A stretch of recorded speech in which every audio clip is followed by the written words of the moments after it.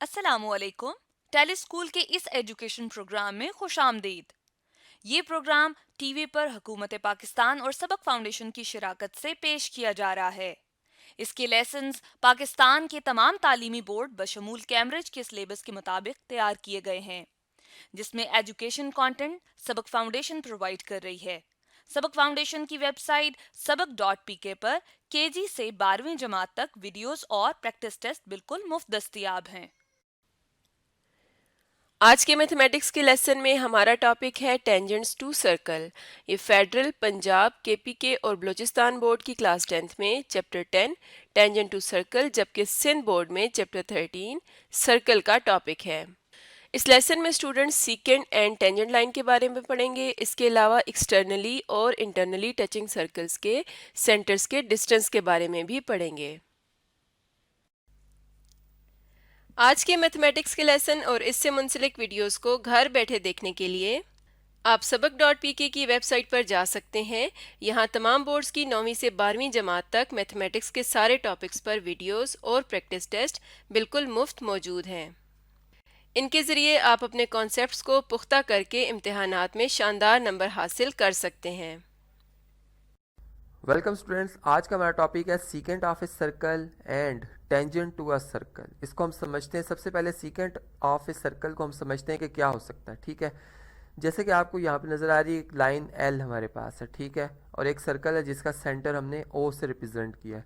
अब इस लाइन में यानी यहाँ पर हम ये देख रहे हैं कि इस सर्कल के दो पॉइंट्स जो हैं, जैसे यहाँ पर एक पी पॉइंट है और ये हमारे पास क्यू पॉइंट है। ये दो डिफरेंट पॉइंट है जो कि सर्कल और लाइन में क्या आ रहे हैं जी, कॉमन आ रहे हैं।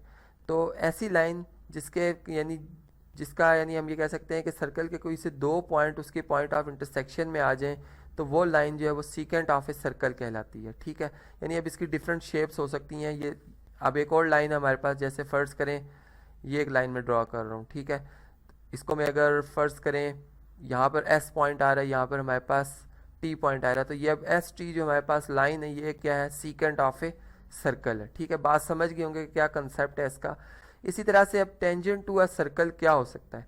जैसे कि आपको एक लाइन नज़र आ रही है एम, ठीक है, अब इस लाइन ने और इस सर्कल में, यानी ये सर्कल है जिसका सेंटर में पी से रिप्रेजेंट कर रहा हूँ, अब इस सर्कल में और इस लाइन में एक ही पॉइंट ऑफ इंटरसेक्शन है इनका। ठीक है, वाहिद, ये यहाँ पर मैं इसको कर लेता हूँ जी, ये हमारे पास एस है। ठीक है, S1 कर लेते हैं, चलें, ये हमारे पास S1 वो पॉइंट है जो कि इन दोनों लाइन और सर्कल में कॉमन है। और फिर हम दूसरी बात ये देख रहे हैं कि ये जो लाइन है ये सर्कल के इंटीरियर से पास नहीं हो रही। ठीक है, जैसे कि ऊपर हमने देखा कि ये जो सीकेंट है वो सर्कल के इंटीरियर से भी पास हो रही है, लेकिन इसमें जो हमारे पास टेंजेंट लाइन होगी, टेंजेंट टू अ सर्कल होगी, वो कभी भी सर्कल के इंटीरियर से पास नहीं होगी। सिर्फ एक वो पॉइंट होगा जो कि उनके पॉइंट ऑफ इंटरसेक्शन में आएगा, यही पॉइंट ऑफ टेंजेंसी कहलाएगा। ठीक है, इस पॉइंट को हम क्या कहते हैं जी, पॉइंट ऑफ टेंजेंसी। तो बात समझ गए होंगे, आपको वाज़ेह फ़र्क नज़र आ गया कि एक टेंजेंट लाइन में और एक सीकेंट लाइन में क्या फ़र्क है। आज के इस थ्योरम में हम ये बात साबित करेंगे कि अगर दो सर्कल्स एक्सटर्नली टच कर रहे हों, यानी वो दो टेंजेंट सर्कल्स हों, तो फिर इन सर्कल्स के सेंटर्स का जो डिस्टेंस है वो इनके रेडियस के सम के बराबर होगा। अब हम इसको किस तरह से लॉजिकली प्रूव कर सकते हैं, इसके लिए चलें जी बात करते हैं। सबसे पहले इसी स्टेटमेंट को जो कि मैंने अभी आपको बताई है, इसको मैं इजी वर्ड्स में एक्सप्रेस करना चाहूँगा कि फ़र्ज़ करें अगर जो आपको वाइट कलर में सर्कल नज़र आ रहा है इसका रेडियस हो जी 3 सेंटीमीटर। ठीक है, और इसी तरह से जो येलो कलर में आपको सर्कल नज़र आ रहा है जो कि जिसका रेडियस R2, अगर ये इसकी मेजरमेंट 2 सेंटीमीटर हो, ठीक है, तो फिर A से लेकर B जो आपको लाइन सेगमेंट नज़र आ रही है, इन दोनों सर्कल्स के सेंटर्स को मिलाने से इसकी मेजरमेंट होगी जी 3 + 2 5 सेंटीमीटर। ठीक है, तो ये बात अब हमने लॉजिकली साबित करनी है। इसको हम कैसे साबित कर सकते हैं, कैसे प्रूव कर सकते हैं, देखें जी। इसमें बेसिकली हमारे पास जब हमने बात की कि दो सर्कल्स आपस में इंटरसेक्ट करें एक पॉइंट पे, इसका मतलब है कि वो दोनों सर्कल्स के हैं जी, टेंजेंट सर्कल्स हैं और सी इनका पॉइंट ऑफ टेंजेंसी है। ठीक है, इसका मतलब ये हुआ कि फिर ए से लेकर जो सी पॉइंट तक का फासला है वो R1 के बराबर होगा। ठीक है, यहाँ मैं शो भी कर देता हूँ कि ये R1 के बराबर है। इसी तरह से फिर सी पॉइंट ही से लेकर बी पॉइंट तक जो कि दूसरे सर्कल का सेंटर है, ये फासला फिर इस सर्कल के रेडियस जो कि R2 के बराबर है इसके बराबर हो जाएगा। ठीक है, अब हमने किसी तरह से ये बात साबित करनी है कि जो हमारे पास सी पॉइंट है वो बेसिकली इसी ए बी लाइन सेगमेंट के ऊपर लाई करता है, यानी ये जो हमारे पास पॉइंट्स हैं ए बी और सी, ये कोलिनियर पॉइंट्स हैं। ठीक है, बज़ाहिर तो नज़र आ रहा है हमें, लेकिन हमने इसको लॉजिकली भी प्रूव करना है।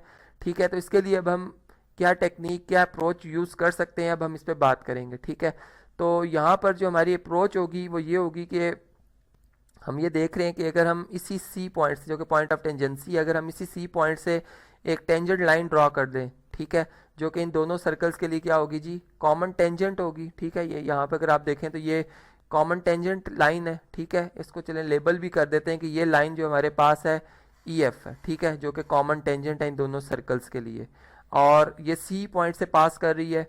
और ये बात हम जानते हैं बजाय, यानी एक हमने थ्योरम के ज़रिए लॉजिकली बात साबित की हुई है कि जो रेडियल सेगमेंट होती है पॉइंट ऑफ टेंजेंसी पे टेंजेंट लाइन के साथ राइट एंगल बनाती है, यानी 90 का एंगल बनाती है। तो इसका मतलब ये हुआ कि सी वर्टेक्स पर इस सर्कल के लिए यहाँ पर 90 डिग्री का एंगल बनेगा। ठीक है, इसी तरह से अगर हम इसी सी वर्टेक्स पर अगर हम देखें तो सेकंड सर्कल के लिए जो ये टेंजेंट लाइन है ये 90 का एंगल बना रही है।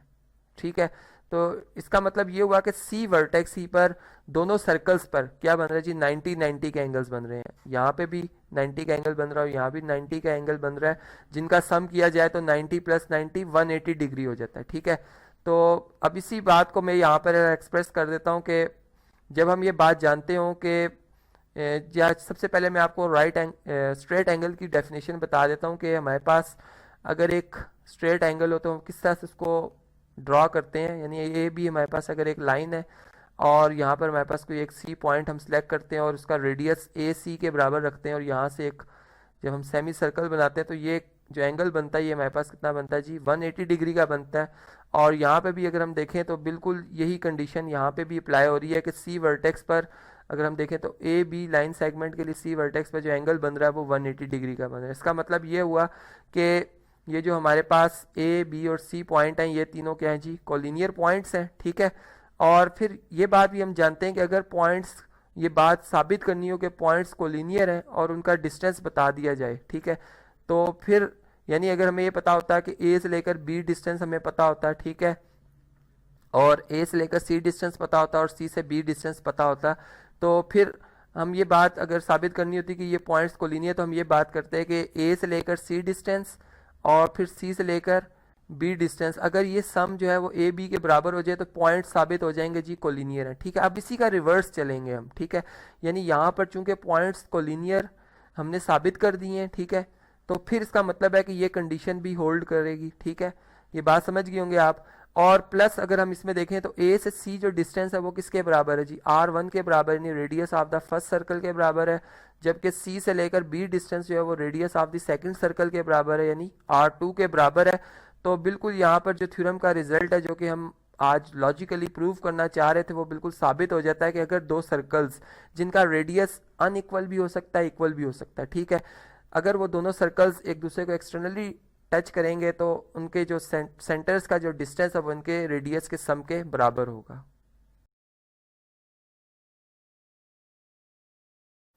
वेलकम स्टूडेंट्स, गिवन फिगर के मुताबिक जो इन्फॉर्मेशन हमें बताई जा रही है वो कुछ इस तरह से है कि हमारे पास 3 सर्कल्स हैं ए बी एंड सी, जबकि जो हमारे पास ये 3 सर्कल्स हैं ये आपस में एक्सटर्नली एक दूसरे को टच कर रहे हैं और इनके सेंटर्स के दरमियान जो डिस्टेंस है वो हमें बता दिया गया।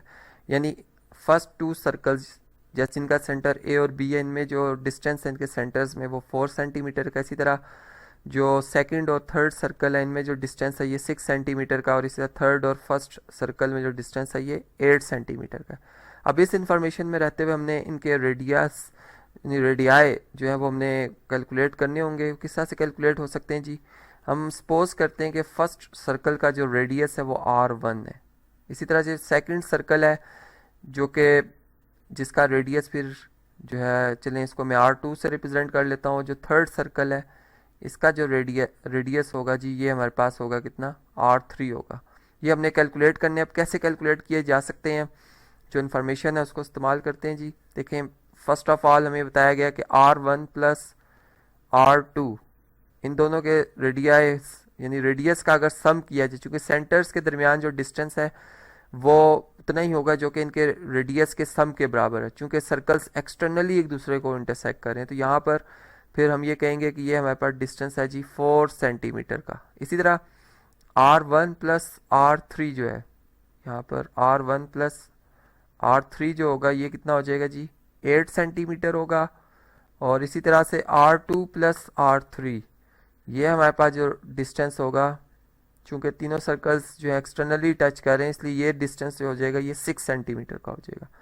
अब किस तरह से हम इन्हें कैलकुलेट कर सकते हैं, आप ये बात जानते हैं कि अगर हम फ़र्ज़ करें जो हमारे पास ये चले इक्वेशन 1 हो, अगर ये हमारे पास 2 हो और ये इक्वेशन हमारे पास अगर 3 हो, तो अगर मैं इक्वेशन नंबर 3 में से इक्वेशन नंबर 1 को सब्ट्रैक्ट कर लेता हूँ, इस तरह से मैं लिखूंगा जी इक्वेशन 3, यहाँ पर जी तरतीब लिखेंगे हम इक्वेशन 3 माइनस इक्वेशन नंबर 1, तो ये हमारे पास कुछ इस तरह से फॉर्म बनेगी जी R2 plus R3 equal to 6, जबकि हमारे पास R1 plus R2 equal to 4 आ रहा है। और चूंकि हमने सब्ट्रैक्ट करना है सबके साइन चेंज करेंगे, तो यहाँ पर हमारे पास R2 से कैंसिल हो जाएगा, R3 माइनस R1 ये इक्वल टू आ जाएगा जी 2 सेंटीमीटर के। अब आप देखेंगे हमारे पास ये इक्वेशन नंबर है जी 4। अगर मैं इक्वेशन नंबर जी हमारे पास देखें R1 plus R3 minus R1 ये आ गया, और R1 प्लस R3 ये हमारे पास 8 है। तो अगर मैं इन दो इक्वेशंस को यानी अगर मैं ऐड कर लूँ, यहाँ मैं लिख भी देता हूँ एडिंग इक्वेशंस, कौन सी इक्वेशंस को मैं ऐड कर रहा हूँ जी 2 एंड 4, तो हमारे पास क्या रिजल्ट आएगा, हमारे पास इक्वेशन नंबर 2 है जी R1 plus R3 equal to 8 centimetre, जबकि फोर्थ इक्वेशन से हमें पता चल रहा है कि R3 माइनस R1 जो है ये इक्वल टू 2 सेंटीमीटर के। तो यहाँ पर जब हम इन्हें ऐड करेंगे तो कुछ रिजल्ट इस तरह से आएगा जी कि R1 से कैंसिल हो जाएगा, R3 plus R3 2 times R3 आ जाएगा इक्वल टू 10 सेंटीमीटर। और अगर मैं इनको 2 पे डिवाइड कर दूं तो यहाँ से R3 जो है ये कितना आ जाएगा 5 सेंटीमीटर। तो इस तरीके से हमने R3 जो कि हमारे पास सबसे बड़ा सर्कल है, इसका रेडियस देख लिया हमने कि ये हमारे पास आ रहा है जी 5 सेंटीमीटर। अब अगर मैं इस R3 की वैल्यू को इक्वेशन नंबर 3 में दर्ज कर लेता हूँ, तो यहाँ से मैं बड़ी आसानी के साथ जो है वो R2 जो सेकंड यानी हमारे पास ये सर्कल जिसका सेंटर B है ये हम फाइंड कर सकते हैं। तो इसको मैं लिख भी देता हूँ कि इसको मैं लिख रहा हूँ जी इक्वेशन नंबर 2 में, और यहाँ पर R1 जो होगा फिर R1 जो होगा इक्वल टू हो जाएगा 8 सेंटीमीटर माइनस R3 होगा, R3 कितना है जी 5 सेंटीमीटर, तो ये हमारे पास डिस्टेंस आ जाएगा 3 सेंटीमीटर का। तो ये इस तरीके से हमने R2 जो है R1 जो भी कैलकुलेट कर लिया, ये हमारे पास कितना आ रहा है जी 3 सेंटीमीटर का आ रहा है। अब चूंकि इनका सम जो है वो 4 सेंटीमीटर है, तो R2 फिर कितना हो जाएगा जी 1 सेंटीमीटर हो जाएगा। ये आप देख सकते हैं जी, यहाँ से हम डायग्राम से भी बड़ी आसानी के साथ अब इन वैल्यूज़ को निकाल सकते हैं कि R2 हमारे पास 1 सेंटीमीटर है, R1 जो है 3 सेंटीमीटर, इनका सम 4 बन गया। इसी तरह अगर ये 1 हो और ये 5 हो तो इनका सम 6 बन जाता जो कि करेक्ट है।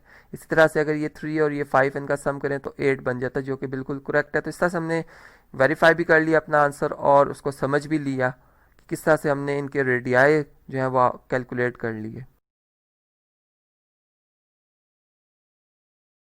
वेलकम स्टूडेंट्स, आज हम ये बात साबित करेंगे कि अगर हमारे पास दो टेंजेंट सर्कल्स हों जो कि इंटरनली एक दूसरे को इंटरसेक्ट कर रहे हो एक पॉइंट पे, ठीक है, तो इनके सेंटर्स का जो फासला है वो इनके रेडियाई के डिफरेंस के बराबर होगा। अब हम इस बात को कैसे लॉजिकली साबित कर सकते हैं इस पर बात करते हैं। सबसे पहले इसी स्टेटमेंट को मैं ज़रा इजी वर्ड में समझाना चाहूँगा। देखें, फ़र्ज़ करें हमारे पास जो पहला सर्कल है जो वाइट कलर में नज़र आ रहा है जिसका सेंटर C है, अगर फ़र्ज़ करें इसका रेडियस जो है वो 5 सेंटीमीटर हो।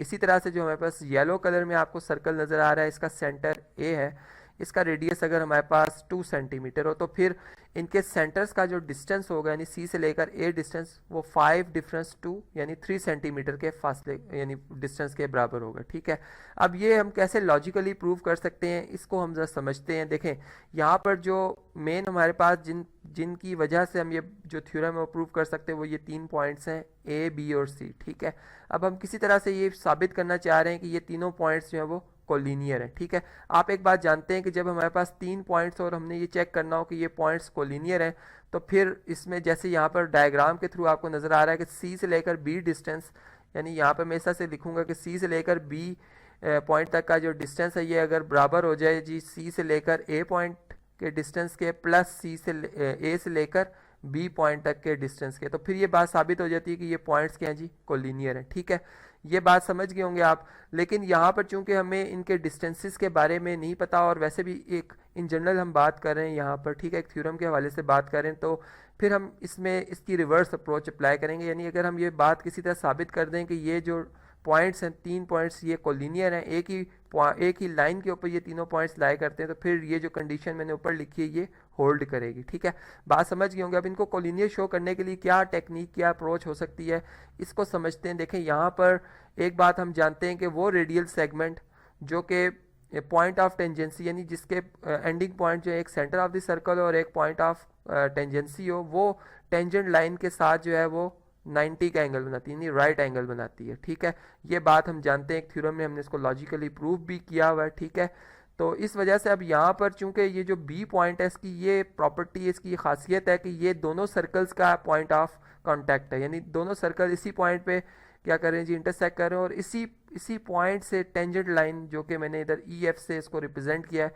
वो पास हो रही है। इसका मतलब ये हुआ कि इन दोनों सर्कल्स का अगर मैं रेडियल सेगमेंट ड्रॉ करूँ, ठीक है, तो पहले सर्कल की बात करते हैं जिसका सेंटर मैंने ए से रिप्रेजेंट किया, तो ए से लेकर बी पॉइंट तक ये जो हमारे पास होगा ये रेडियल सेगमेंट होगी, और ये इस जो हमारे पास टेंजेंट लाइन है इसके साथ 90 का एंगल बनाएगी, यानी राइट एंगल बनाएगी। यहाँ पे मैं इसको ड्रॉ भी कर देता हूँ राइट एंगल को। ठीक है, और इसी तरह से जब हम बात करते हैं दूसरे सर्कल की, यहाँ पे मैंने राइट एंगल बना भी देता हूँ, शो कर देता हूँ इसे। ठीक है, वाइट कलर करते हैं इसको ताकि ये प्रॉपर नज़र आए।